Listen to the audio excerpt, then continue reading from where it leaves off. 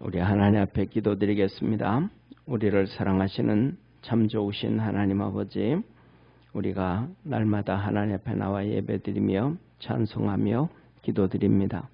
하나님 아버지, 우리가 하나님 앞에 예배드릴 때에 우리 마음 다 받아주시고, 또 아버지 하나님 앞에 부르짖어 기도할 때에 우리의 기도에 응답하여 주옵시고, 찬송할 때에 주의 영광이 임하는 우리 축복의 성도들 되게 하옵소서.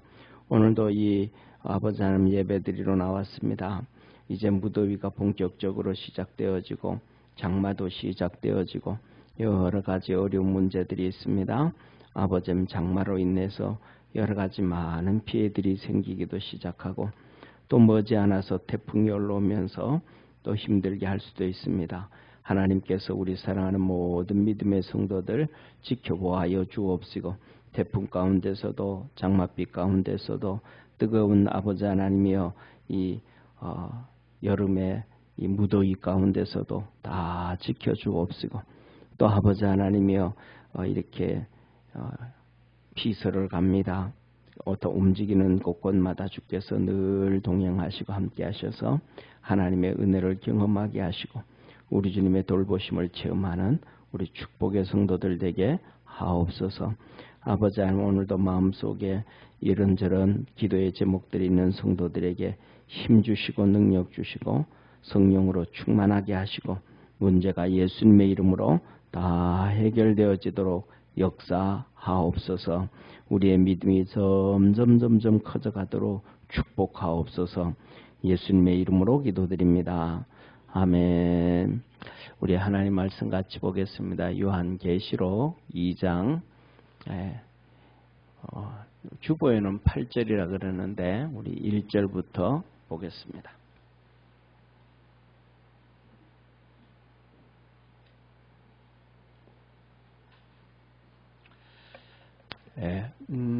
우리 요한계시록을 시작하면서 우리 성도님들한테 말씀드렸던 것처럼 이렇게 거의 99%의 이 요한계시록을 볼 때 그냥 순서대로 쭉 이렇게 보거든요.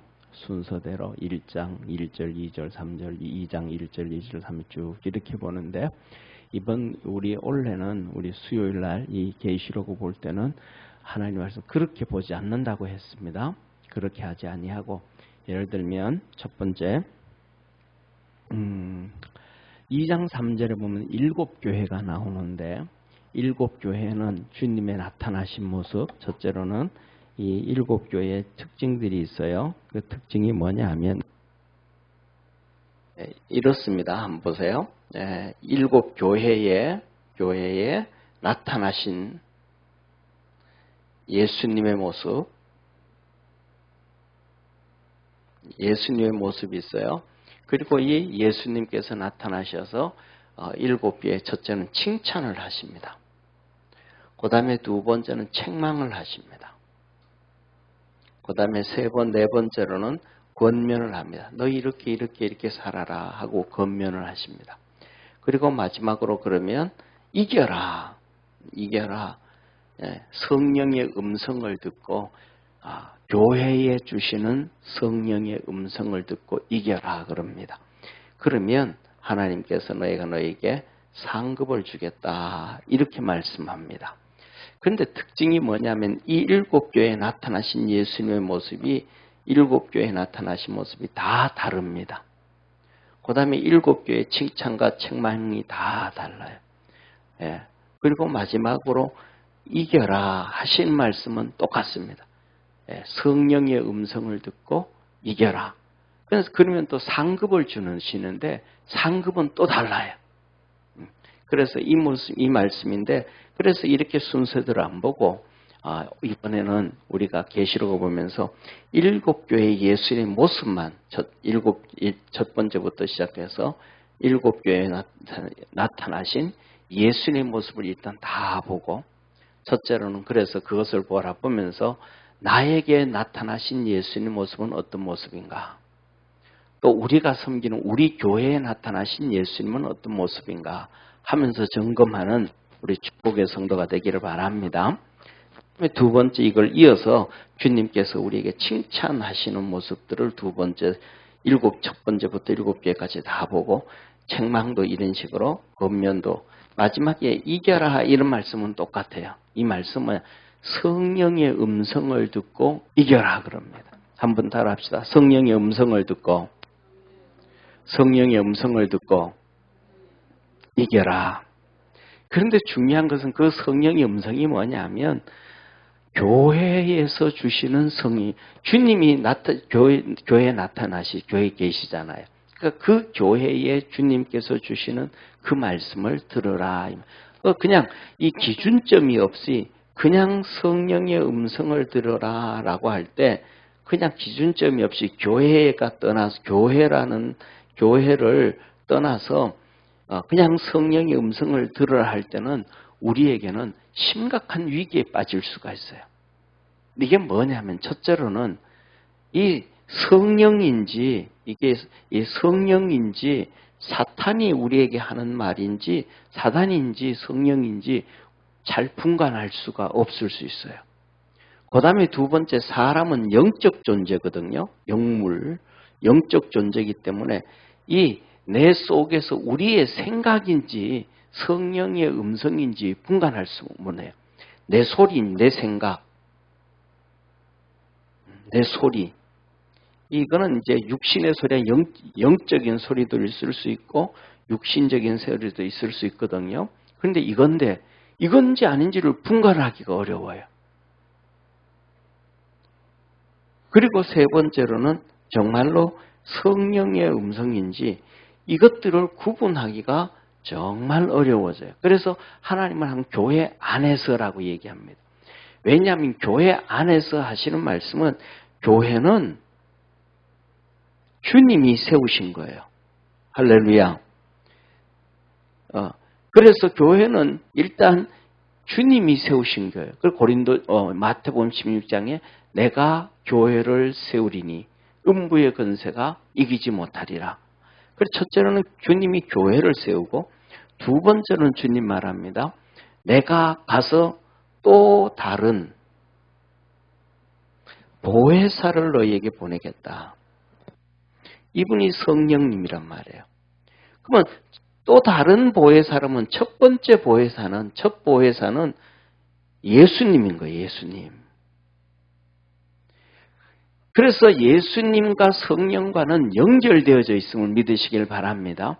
뿐만 아니라 주님께서 제자들에게 말하면 내가 가서 아버지께 부탁해서 너에게 성령을 보내주시겠다 그러셨습니다. 그러니까 교회는 예수님이 세웠고 교회는 예수 그리스도의 몸인데 성령과 이것이 분리가 되어져서는 이해할 수가 없다 이 말이에요. 그래서 교회 안에서 주시는 이 성령의 음성을 들을 때 우리가 이길 수 있음을 믿으시길 바랍니다. 예를 들면 우스운 얘기인데 우리나라 70년대 또 80년대 초에 기도원마다 꽉 차고 성령 운동이 엄청 일어났잖아요. 그 성령 운동이 일어났을 때 이제 부흥 강사 목사님이 이렇게 이제 부흥의 그 집회 시간마다 집회가 있고 그다음 집회 끝나고 난 다음에 2-3시간 또 시간이 있고 그래요. 그런데 집회 끝나고 식사를 끝나고 이제 숙소로 가는데 이 건물을 지나가는데 안에서 막 어떤 성도가 막 기도를 막 가셔서 하면서 뜨거운 성령을 주셔서 감사합니다. 막 하다가 갑자기 이 뜨거운 성령을 걷어가시면 어쩌하십니까? 하고 또 그냥 왔다 갔다 하면서 기도하는 거. 놀래가지고 그 순간 지나가면서 놀래가지고 무슨 기도야 이게 뭐야 하고 창문을 이렇게 들여다보셨대요. 들어봤더니 예를 들면 있잖아요. 창문이 이렇게 있잖아요. 그죠? 그럼 여기 이렇게 비춰지잖아요. 그럼 이렇게 비춰지는데 여기 이렇게 있는데 쉽게 말하면 빛이 이렇게 들어오면 사람이 여기 엎드려가지고 몸을 앞으로 숙였을 때 햇빛이 막 내리쬐니까 뜨거워가지고 뜨거운 성령이라고 하다가 또 바로 이렇게 한참 이렇게 있으니까 햇빛이 떨어져 있으니까 뜨거움이 없으니까 성령을 걷어갔다. 이거 무지한 얘기고 이상한 기도를 하는 걸 들었다는 거예요. 이게 뭐냐 하면 성령은 불같은 성령, 옛날에 그랬잖아요. 저 불같은 성령 하니까 그 여름에 양빛에 앉아가지고 기도하다가 엎드려가지고 막 기도하다가 보면 햇빛이 머리를 떼가지고 뜨거우니까 이게 문제가 터지는 거예요, 이게. 이런 심각한, 이게 뭐냐 하면 우스운 얘기고 정말 그럴까 그러지만은 세상에는 우리 상식적이지 않는 일들이 정말로 많이 일어납니다. 그러다가 보니까 하나님은 항상 이 잘못된 이런 현상이 아니고 교회 안에서의 성령을 항상 얘기하고 계신 거예요. 교회를 통해서 주시는 주의 음성을. 그래서 우리 믿음의 성도들이 바로 이런 하나님의 은혜, 왜 하나님이 이렇게 말씀하시는가에 대해서 내 관점이 아니고 이렇게 보세요. 우리가 성경을 보면서도 성경이 하나님이 우리에게 성경을 주셨는데 이것을 내 관점에서 보는 게 아니고 하나님이 우리에게 주신 관점에서 볼 수 있는 믿음의 성도가 되기를 바랍니다. 그러니까 하나님이 우리에게 주신 관점에서 보면 이 성경은 항상 그 자리에 그대로 동일하게 있어요. 그런데 내 관점에서 성경을 보다 보면 내가 여기서 볼 때는 참 신날 때거든요. 일들이 잘 되어질 때거든요. 그런데 내 관점은 여기서는 힘들고 어려울 때예요. 이 관점에서 또 보거든요. 또 그 다음에 이쪽에서는 절망했을 때 관점. 성경을 볼 때마다 다 달라질 수 있잖아요. 왜? 내 관점에서 보니까. 하나님이 우리에게 하신 말씀인데 우리가 하나님의 말씀을 그 관점에서 봐야 더 정확한데 우리 관점에서 보니까. 그래서 대표적인 것이 뭐냐면 마태복음, 마가복음, 누가복음, 요한복음이에요. 우리는 성경을 보면서 우리 관점에서 이렇게 보니까 마태, 마가, 누가복음이 중복되는 것도 3번씩, 4번씩 중복되는 것도 있고, 그 다음에 2번 중복되는 것도 있고, 그 다음에 어떤 데는 미세하게 또 내용이 약간씩 다른 것도 있고, 그렇단 말이에요. 그러니까, 중복되는 건 그냥 하나로 뭉쳐버리고, 그 다음에 2번째는 미세하게 들린 거는 진짜 정확하게 하나님 말씀은 1.1획도 변함이 없다 그랬는데, 그냥 동일하게 딱 써서, 그냥 마태, 마가, 누가복음을 한 권으로 그냥 복음서 해버리면 될 텐데 왜 이렇게 했냐는 거죠. 그러니까 이게 뭐냐면 우리 관점에서 사람의 관점에서 볼 때 이런 현상이 나타난다는 거예요. 하나님의 관점에서는 전혀 달라요. 하나님의 관점에서는 첫째 이 마태복음은 하나님께서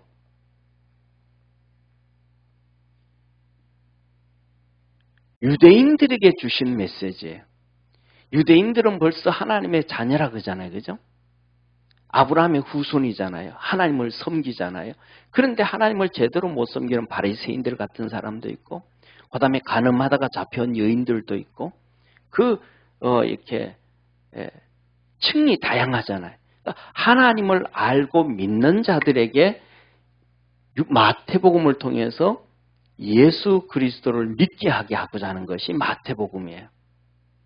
그 다음에 2번째 마가복음은 하나님께서 누구를 하냐면 로마 사람들, 돈 있고 권력 있고 그 당시에는 종들이 80%였으니까 돈 있고 권력 있는 자들에게 그게 다가 아니다. 진짜 능력과 권세자는 예수 그리스도다. 할렐루야. 그래서 이 로마 사람들을 통해 가지고 예수 그리스도를 믿게 하기 위한 것이 마가복음이에요. 그 다음에 그 다음에는 누가복음인데 이 누가복음은 헬라 사람들. 헬라인들은 지식인들이잖아요. 그래서 전 세계가 그 당시에 전부 헬라어를 다 사용해요. 헬라 문화권 안에 있잖아요. 이들은 지식인들이거든요. 그러니까 지식인들은 뭐냐면 논리적이어야 돼. 논리적. 좀 논리적이지 않으면 그거 조용해. 그러면서 막 구박하잖아요. 친구들끼리 모여가지고도 좀 이상한 소리 하면 말도 안 되는 소리 하지 말라고 후박하잖아요. 그러니까 지식인들은 전부 일단은 논리적이 돼야 되거든요. 그러니까 이 누가복음을 통해서는 헬라 사람들, 이 지식인들 논리적인 것을 설명을 하는 거예요. 그러다가 보니까 신약 이 누가복음을 보면 그리스 신화하고 거의 그냥 딱딱 떨어져요. 그 사람들은 그 환경에 살아가니까. 예를 들면 그리스 신화에서 나오는 거 있잖아요. 제우스하고 신하고 인간이 사랑을 해가지고 그 다음에 태어나고, 그래서 그가 인간의 구세주로 나오고 힘을 쓰게 하고 시작하고, 똑같이 마리아 속에 하나님의 성령이 임하시고 예수님이 나오셔서 능력을 행하시면서 이 그리스 신화의 느낌하고 분위기가 거의 막 비슷하게 나가고, 더 나아가서는 이렇게 되어진 것이 그냥 갑자기 어느 날 갑자기 성령에 임해가지고 마리아가 애를 낳았다. 그럼 이게 말이 안 되잖아요. 아니, 그런 일이 인류 역사가 한 번도 없었는데, 그건 또 자기들은 신화였는데. 그런데 예수님, 하나님께서 이걸 나올 때는 이 세례 요한을 누가복음에 먼저 기록하는 거예요. 나이 많은 엘리사벳, 애를 가지지 못했던 엘리사벳. 그 남편 스가랴가 하나님을 만나고 벙어리가 되고, 믿지 않았을 때 벙어리가 되고, 이게 뭐 지식인들을 두들겨 한마디로 깨버리는 거예요. 너 안 믿으면 그렇게 망가지는 거야. 능력이. 그 사람이 뭐냐면 스가랴 제사장이 대제사장이거든요. 근데 하나님을 믿는 대제사장인데도 그 능력을 인정하지 못하다가 벙어리가 돼 나오고, 세례 요한이 태어나서 이름을 서판에 썼더니 입이 열려서 그때부터 말을 하고, 하나님의 능력이, 너 지식이 중심이 아니고 하나님의 능력이 우선이다. 할렐루야. 여러분에게도 하나님의 그 놀라운 역사가 있기를 축원합니다. 그래 가지고 마리아가 이 천사를 만났을 때, 봐라, 너희 쉽게 말하면 너 제일 큰 언니 시집 가가지고 애를 낳았는데, 애를 낳은 게 아니고 임신을 했는데 임신 다 못한다 그래서 다 늙었잖냐. 근데 늙었는데 하나님이 애를 갖게 해주셨다. 늙었는데 경수도 다 끝났는데 하나님이 애를 갖게 해주셨다. 그런데 너는 젊은 여자인데 하나님의 성령이 너희에게 임하시면 애를 왜 못 갖겠냐. 가브리엘 천사가 그 얘기를, 근데 아멘 한단 말이에요. 그랬더니 그 마리아가 엘리사벳을 진짜 아기 배가 부른 엘리사벳한테 막 뛰어간단 말이에요. 갔더니 엘리사벳 뱃속에 있던 세례 요한이 뱃속에서 성령이 충만해서 막 춤을 추더라. 뱃속에서 막 애가 움직이더라. 할렐루야.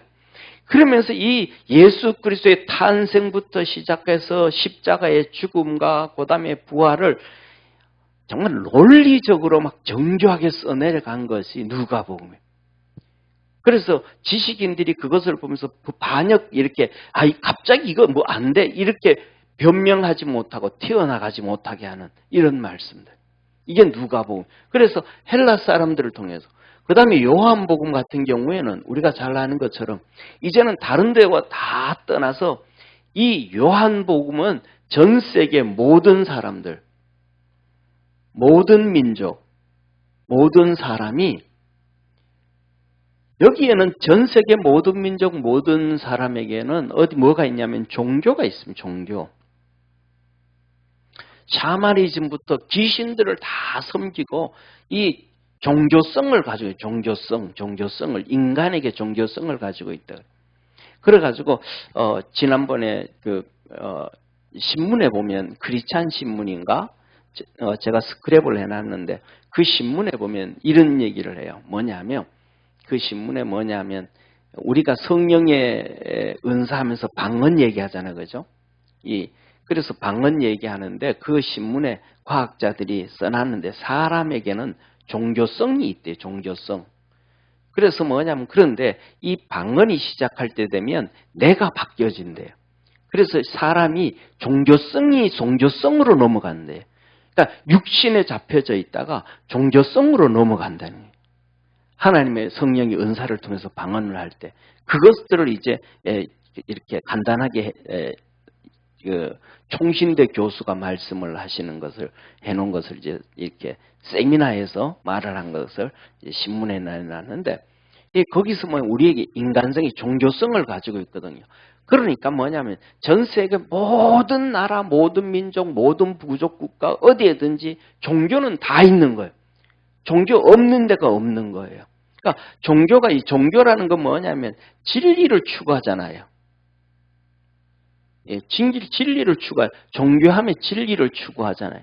그리고 이 땅에서는 우리가 얘기하는 복을 추구하고, 죽은 다음엔 영생을 추구하고, 영생도 뭐냐면 천국이잖아요. 그죠? 지옥 가는 게 아니고. 이걸 다 얘기한단 말이에요. 이게 종교. 그래서 뭐냐면 이 전 세계 모든 사람들이 진리를 찾고자 하면 바로 예수 그리스도를 믿어라. 예수님. 그래서 다른 마태, 마가, 누가복음에서는 전혀 그렇게 안 하는데 요한복음에서는 이렇게 특징이 있어요. 나는 진리라. 나는 길이다. 나는 아버지께로부터 왔다. 그러니까 예수님이 이 요한복음에는 그 다음에는 나는 하면서 내가 진리요, 내가 길이요, 내가 생명이요. 나는 목자요, 나는 포도나무요, 너는 가지요. 그러면서 예수님이 그때부터 본인이 진리이심을 계속해서 말씀하시는 것이 요한복음입니다. 그래서 이 요한복음을 뭐라고 하냐면 특별복음이라고 그래요. 그래서 이거는 신자, 하나님의 아들 관점에서 기록을 해주신 말씀. 마태, 마가, 누가 복음은 인자, 사람의 아들로 오신 예수 그리스도. 그래서 유대인과 로마인과 헬라 사람들에게 메시지를 주시는, 그리고 그것을 뭐냐면 이것은 역사적 사실. 이 땅에 오신 예수님이 하신 행적을 통해서 그것을 하나님께서 우리에게 말씀으로 주신 거예요.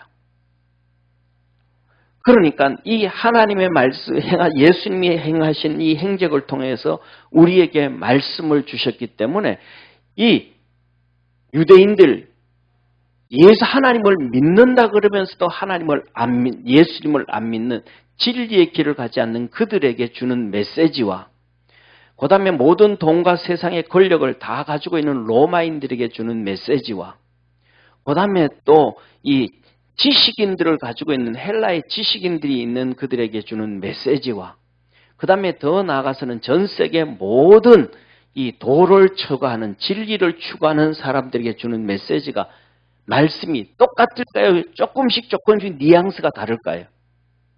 뉘앙스가 다르죠. 그래서 마태, 마가, 누가복음에서 3번 다 기록된 기적이든지 그 말씀도 약간씩 하나님의 의도에 따라서 달라지고 있더라.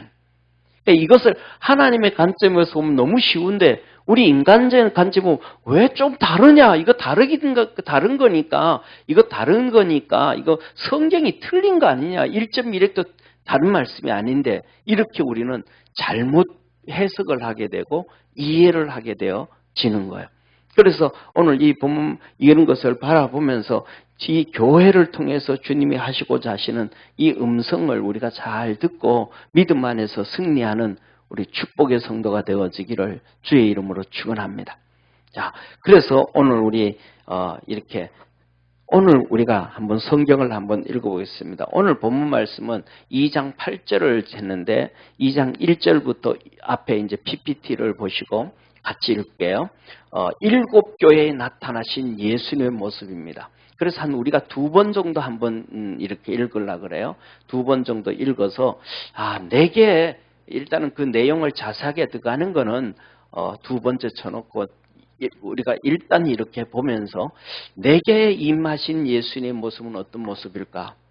뭐 다른 교회 또 뭐 중요하지 않아요. 우리 교회에 임하신 예수님의 모습은 어떤 모습일까? 7교회에 7번에 나타나신 예수님의 7교회에 나타난 예수님의 모습을 보고 또 그 다음에 더 나아가서는 나라마다 또 달라요. 나라마다 이 기독교가 달라요. 정치 성향이 다 다르고. 그래서 그 7교회에 나타나신 예수님 모습을 보며 다른 나라는 뭐 북한이든지 뭐 중국이든지 뭐 미국이든지 다른 건 제껴놓고 우리나라에 임하신 예수님은 어떤 모습일까? 한번 우리 스스로 한번 이렇게 읽으면서 한번 고민해 보도록 하겠습니다. 우리 한번 같이 첫째 우리 에베소 교회에 나타나신 우리 주님 한번 같이 봅니다. 시작. 에베소 교회의 사자에게 편지하기를 오른손에 7뼈를 잡고 7 금촛대 사이에 다니시는 이가 가라사대. 그 다음에 8절에는 서머나 교회에 나타나신 예수님. 시작. 서머나의 사자에게 편지하기를 처음이요 나중이요 죽었다가 살아나신 이가 가라사대. 그 다음에 우리가 그 18절을 같이 읽습니다. 시작. 두아디라 교회의 사자에게 편지하기를 그 눈이 불꽃 같고 그 발이 빛난 주석과 같은 하나님의 아들이 가라사대. 요거는 딱 보니까 자 보세요. 2장 18절에 보니까 사도 요한이 그 주님의 음성을 듣고 주님을 보기 위해서 돌이켜 봤더니 주님이 그때 서 계셨던 모습과 너무 흡사하잖아요. 그죠? 불꽃 같고 그 발이 빛난 주석과 같은 이런 하나님이시더라. 그러면 우리가 성경을 다시 한번 고개 한번 봐요. 우리 한번 보세요. 1장 12절부터 한번 볼게요. 12절부터 17절까지 18절까지 보겠습니다. 18절까지 12절부터 18절 성경책을 한번 보세요. 계시록 1장 12절에서도 18절 우리 천천히 한번 읽습니다. 시작. 몸을 돌이켜 나더러 말한 음성을 알아보려고 하여 돌이킬 때에 7 금촛대를 보았는데 촛대 사이에 인자 같은 이가 발에 끌리는 옷을 입고 가슴에 금띠를 띠고 그 머리와 털의 희기가 흰 양털 같고 눈 같으며 그의 눈은 불꽃 같고 그의 발은 풀무에 단련한 빛난 주석 같고 그의 음성은 맑은 물소리와 같으며 그 오른손에 7뼈이 있고 그 입에서 좌우에 날선 검이 나오고 그 얼굴은 해가 힘있게 비치는 것 같더라. 내가 볼 때 그 발 앞에 엎드려 죽은 자 같이 되매 그가 오른손을 내게 얹고 가로사대 두려워 말라. 나는 처음이요 나중이니 곧 산 자라. 내가 전에 죽었었노라. 볼지어다 이제 세세토록 살아있어 사망과 음부의 열쇠를 가졌노니 라고 얘기합니다. 여기서도 보면 오늘 여기에 보면 그 발이 눈이 불꽃 같고 발이 빛난 주석 같고 그렇잖아요. 그죠? 그런데 오늘 여기에 본문 말씀에도 14절에 보면 그의 눈은 불꽃 같고 15절 그의 발은 풀무에 단련한 빛난 주석 같고 이렇게 나와요. 이 1장에 나타난 예수님의 이 모습이 계속해서 이 7교회에 나타나신 예수님 모습의 한 부분씩 말씀하고 계셔요. 자, 그 다음에 우리 3장 1절 같이 읽습니다. 시작. 4대 교회의 사자에게 편지하기를 하나님의 7영과 7뼈를 가지신 이가 가르사대 내가 내 행위를 아노니 내가 살았다 하는 이름을 가졌으나 죽은 자로다. 7절 빌라델비아 교회의 사자에게 편지하기를 거룩하고 진실하사 다윗의 열쇠를 가지시니 곧 열면 닫을 사람이 없고 닫으면 열 사람이 없는 그가 가라사대. 그 다음에 14절 라오디가 교회입니다. 라오디가 교회의 사자에게 편지하기를 아멘이시여 충성되고 참된 증인이시여 하나님의 창조의 근원이시니가 가라사대. 예. 하나가 빠졌습니다. 그거는 다음에. 예.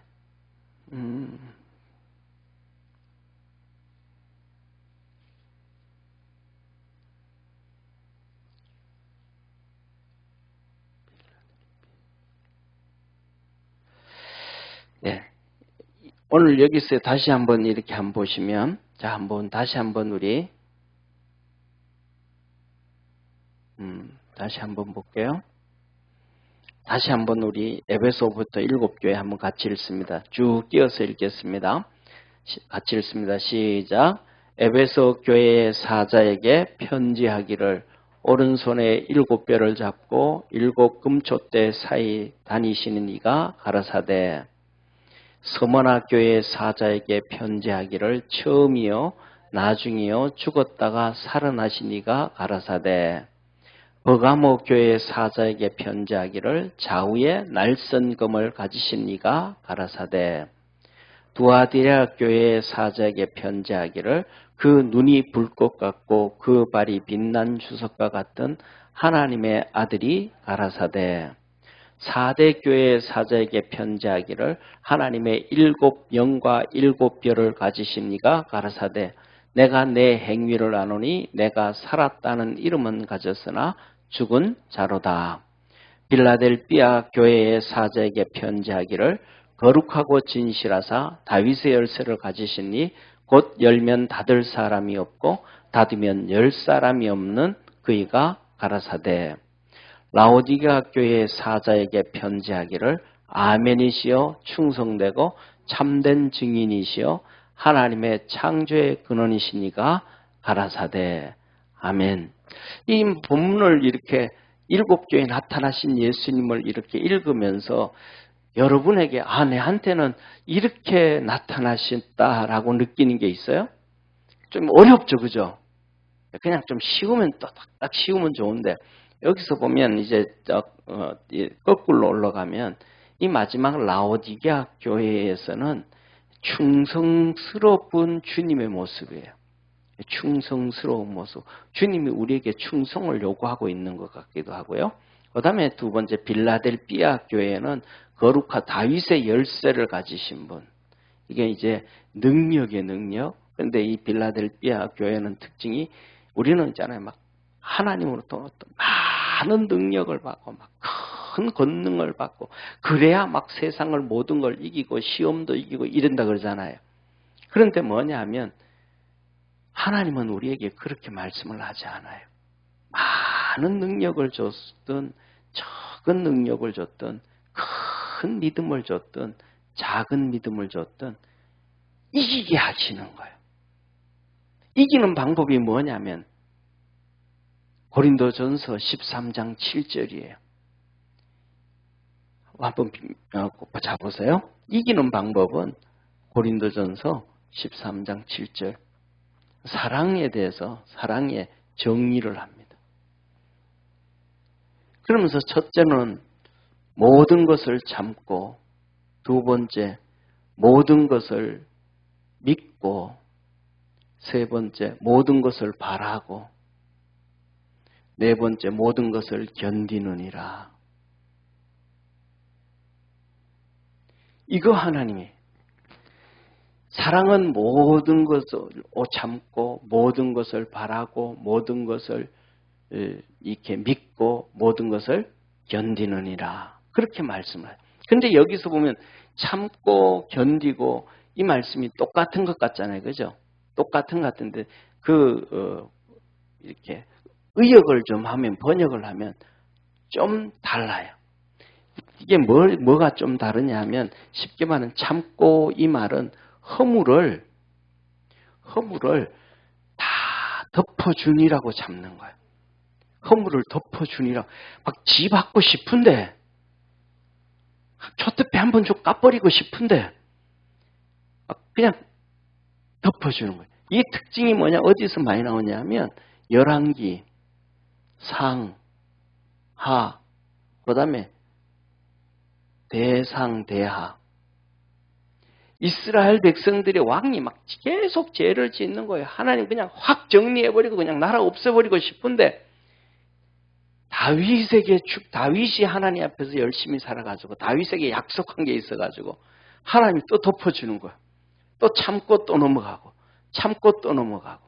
그러니까 이 허물을 덮어주기 위해서 막 참는 거예요. 참는 거. 우리 그러잖아요. 우리 이런 것들은 뭐냐면 옛날에 우리 엄마들이 많이 어머니들 옛날 어머니들 요새는 좀 많이 다릅니다. 예, 옛날 어머니들 보면 막 그냥 군대에 가서 별 달면 참 좋은데 세상에서 열 몇 개씩 별을 달아요.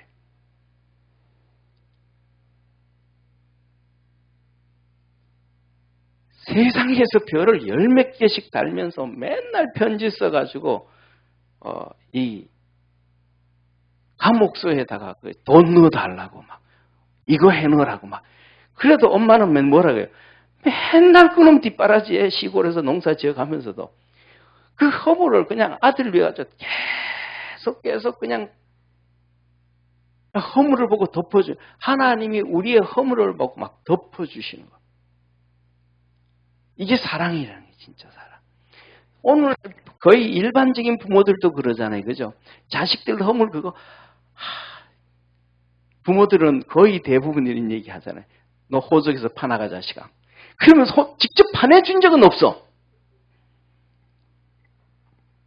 맨날 그게 허물 덮어주는 거예요.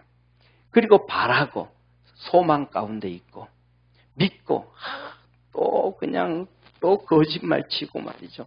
또 약속하고 어기고 막. 그래도 그거 끝까지 막 믿어줘. 소망 가운데 있고. 그리고 그 다음에 마지막으로는 그 삶 속에 어려움이 있어요. 막 핍박과 박해와 막 어려움 가운데 있는데 그것을 진짜 견디는 거예요. 이거는 뭐냐면 자 보세요. 이거는 그냥 한마디로 사랑이에요. 사랑. 우리 주님을 사랑하고 할렐루야 교회를 사랑하고 성도를 사랑하면 이기게 되어져 있다라는. 특별히 믿음이 커서 그 다음에 막 성령의 은사가 충만해서 그 사람들도 이 사랑이 없으면 결국은 이기지를 못한다는 거예요.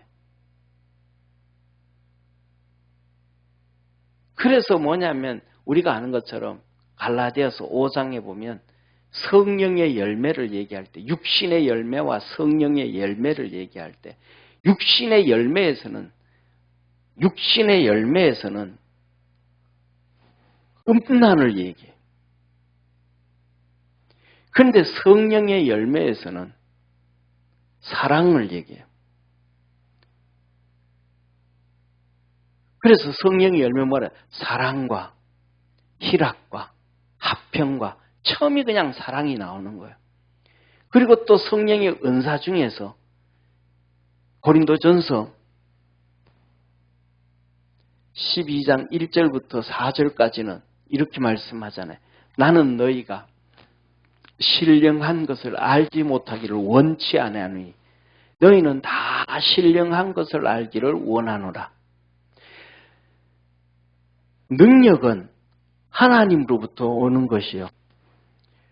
직분은 주님이 주시는 것이요. 은사는 성령이 주시는 것인데 각 사람에게 다 나눠 주시느니라. 할렐루야. 그러면서 9가지 은사를 얘기합니다. 같은 성령이 말씀의 은사를, 믿음의 은사를, 지혜의 은사를, 능력 행함을, 영분별함을, 방언을, 통역함을 쭉 말씀해 줍니다. 이게 첫 번째 은사. 그 다음에 12장 끝부분으로 가면 20절부터 시작하면 직분을 얘기합니다. 직분. 교회를 위해서 목사와 사도와 선지자와 교사와 복음 전도자를 주셨으니 여기 고린도에서는 여기서는 목사가 안 나옵니다. 여기는 목사가 빠졌습니다. 왜냐하면 이 고린도서를 쓸 때 이때 고린도전서를 쓸 때는 주 사역하시는 분들이 사도들이었습니다. 그러니까 사도들이 아직도 나이가 많고 젊은 시대, 이 초창기 시대, 쉽게 말하면 바울 서신의 초기 서신이니까 그 주 사역이 이제 사도들이. 그러니까 사도들 시대가 벌써 이미 한 시대가 지나가고 한 시대가 온다 그러잖아요. 그러니까 사도 시대가 아직도 지나가지 아니하고 활성화되어져 있었기 때문에 목사가 여기는 없습니다.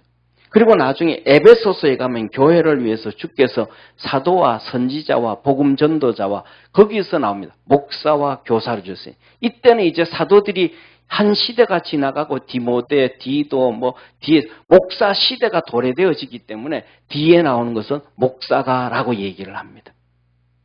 그래서 이 직분이 하나님의 은사의 은사. 그리고 31절에 가면 앞에 나와 있는 이 9가지 은사와 뒤에 나와 있는 이 직분의 은사보다가 더 큰 은사가 있다. 이게 12장 31절에 더 큰 은사가 있느니라.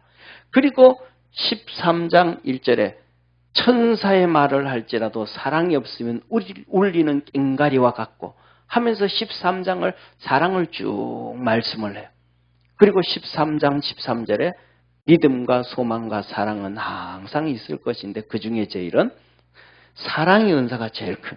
그리고 갈라디아서 5장에 와가지고는 성령의 열매는 사랑과라고 얘기하는 거예요. 그래서 우리 믿음의 성도들에게 하나님이 하시는 말씀이 이 교회 안에서 성령의 음성을 듣는데 이길 수 있는 방법은 큰 믿음이 있어야 이기고 큰 은사가 있어야 이기고 이것이 아니고 진짜 그냥 이 하나님을 향한 사랑, 믿음의 사랑만 가지고 있으면 어떤 상황 가운데서 다 이기고 하나님 앞에 가면 상 받게 되어짐을 믿으시기를 바랍니다. 그래서 이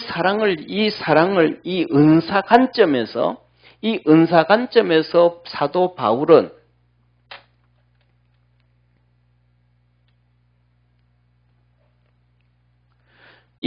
바울은 은사 관점에서 사랑을 얘기합니다.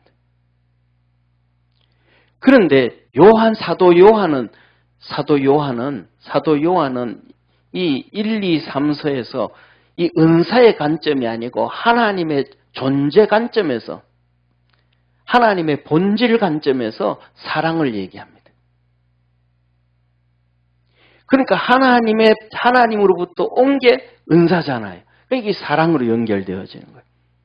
그래서 이렇게 사랑으로 이기는데 이 요한이 말하기를 너 진짜 사랑이 있냐? 사랑이 있으면 너 속에 하나님이 계신 것이요. 사랑이 없으면 너 속에 하나님이 계신 게 아니다. 하나님은 자체가 사랑이다. 그래서 허물을 덮어주기 위해서 참고 그리고 타락하고 죄짓고 격결하도 끝까지 믿어주고 그리고 너희들이 주님 앞으로 돌아올 걸 마지막까지도 바라고 소망하고 그리고 마지막까지 사도 베드로가 얘기하는 베드로가 주님은 하루가 천년같이 천년이 하루같이 구원받을 자를 찾기를 위해서 다 오래오래 기다리시느니라. 그래서 저와 여러분 우리가 이 믿음 안에서 이 사랑 안에서 날마다 승리할 수 있는 축복의 성도가 되기를 축원합니다. 그래서 중요한 건 좀 다시 말씀드리면 큰 은사를 받았다, 큰 능력을 받았다 해가지고 그게 중요한 게 아니고 내가 성령의 음성을 듣고 하나님 앞에서 믿음으로 이기고 가느냐, 적은 은사, 적은 믿음 가지고도 이기고 사느냐, 이기지 않고 사느냐, 이게 중요한 거예요. 그래서 우리 믿음의 성도들이 다 주 안에서 이기는 자 되어지기를 주의 이름으로 축원합니다. 자, 그래서 빌라델비아 교회는 이 작은 것 가지고도 이겼다. 그 다음에 4대 교회 시작. 4대 교회 사자에게 편지하기를 하나님의 7영과 7뼈를 가지신 이가 가라사대 내 행위를 아노니 내가 살아있다 하는 이름은 가졌으나 죽은 자로다. 그러니까 하나님이 복을 줬다고 그냥 이렇게 얘기를 하지만 실질적으로 복이 아니고 믿음이 죽은 사람도 많다. 대표적인 경우가 우리 이것을 볼 때 바리새인들을 이렇게 볼 수 있잖아요. 그 다음에 다시 한번 또 봅니다. 18절 두아디랴 시작. 두아디랴 교회 사자에게 편지하기를 그 눈이 불꽃 같고 그 발이 빛난 주석과 같은 하나님의 아들이 가라사대. 이제 우리가 아는 것처럼 심판주의자. 이 계시록에 나오는 주님 모습은 거의 다 심판주의 모습으로 나옵니다. 왜? 계시록이 심판이니까. 자, 그 다음에 12절 시작. 버가모 교회 사자에게 편지하기를 좌우에 날선 검을 가지시니까 가라사대. 그 다음에 서머나교회 사자에게 편지하기를 처음이요 나중이요 죽었다가 살아나시니가 가라사대. 마지막 1절 에베소교회 시작. 에베소교회 사자에게 편지하기를 오른손에 7뼈를 잡고 7 금초대 사이에 다니시니가 가라사대. 아멘. 자, 이것을 보면서 7교회의 이 주님의 모습을 보면서 우리 믿음의 성도들이 나한테는 어떤 주님의 모습일까? 주님의 모습은 우리에게 두 모습으로 보여집니다. 어떤 모습이냐면, 자 보세요. 좀 지울게요.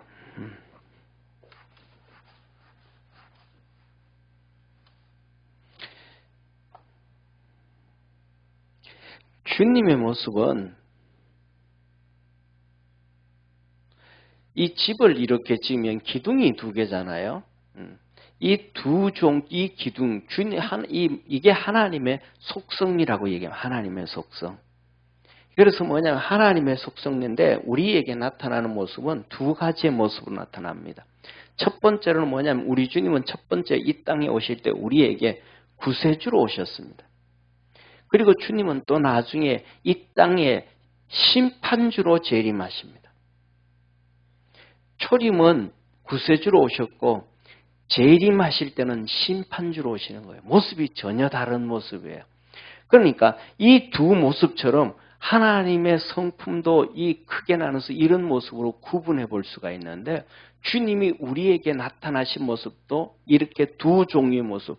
쉽게 말하면 동전도 그렇고 돈도 그렇고 앞면과 뒷면이 다르잖아요. 돈인데 2가지의 면이 있잖아요. 주님도 우리에게 나타나시는 모습이 그렇습니다. 첫째로는 하나는 뭐냐 하면 사랑의 모습입니다.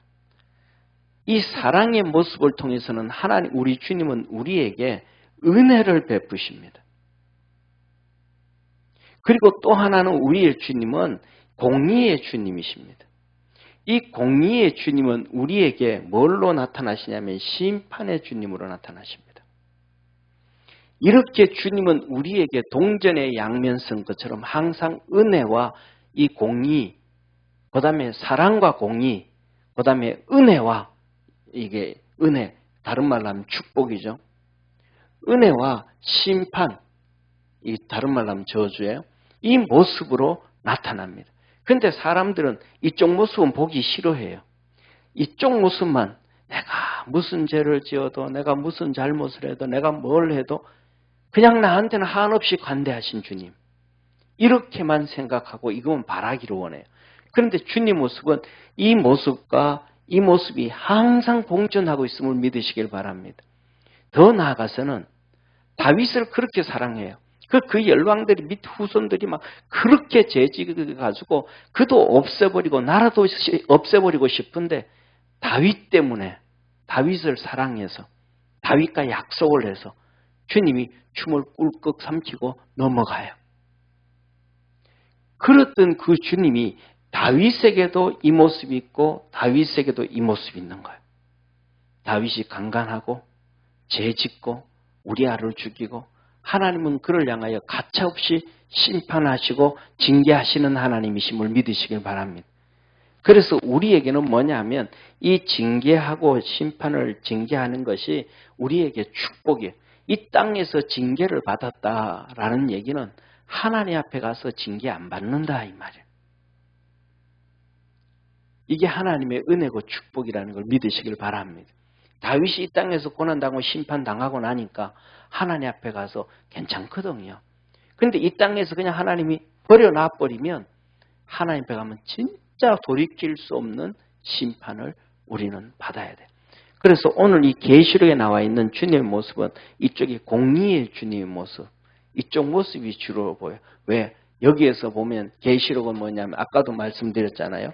계시록은 여기에 이스라엘 일곱 교회 성도, 일곱 교회의 칭찬과 책망과 권면을 하잖아요. 칭찬과 책망과 권면. 이거는 뭘로 표시되더라? 공의로 판결이 되어지는 거거든요. 그래서 우리 주님이 오늘 일곱 교회를 이렇게 보면서 내게 요놈하고 회초리 드실 때의 모습이 나에게는 예수님이 어떤 모습이었던가 한번 돌이켜볼 수 있기를 바랍니다. 그래서 그 교회에 나타나신 주님의 이 모습들을 다음 주에 좀 이어서 더 같이 은혜 받도록 하겠습니다. 기도하겠습니다. 전능하신 하나님 아버지, 주님 많이 사랑하고 주님 의지하고 주님 하신 말씀 붙잡고 날마다 기도하며 몸부림치며 승리하길 원합니다. 우리 모든 성도들을 축복해 주옵소서. 성령의 음성을 듣게 하시고 그 성령님을 통해서 주님 앞에 섰을 때 아버지 하나님 이긴 자 되어지는 우리 모든 성도들 되고 하나님의 상 받게 하옵소서.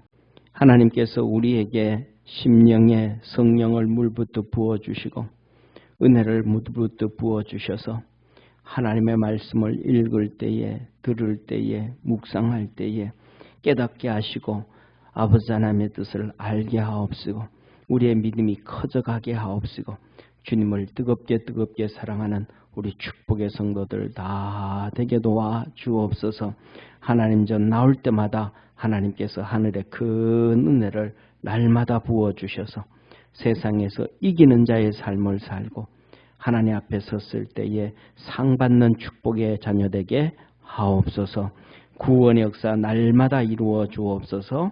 오늘도 우리에게 복 주시고 은혜 주시고 성령으로 충만케 하시고 하나님의 음성을 듣고 이기도록 지키시고 보호하시고 축복하시고 격려하시는 예수님의 은혜와 그 독생자 예수 그리스도를 아낌없이 주신 하나님의 사랑과 우리 속에서 능력으로 함께 하셔서 이기게 하시고 승리하게 하시고 하나님의 복으로 살아가도록 은총 베푸시는 성령님의 내주 역사하심이 오늘도 예배드린 우리 사랑하는 모든 믿음의 성도들 머리 위에 항상 함께 있을지어다. 아멘.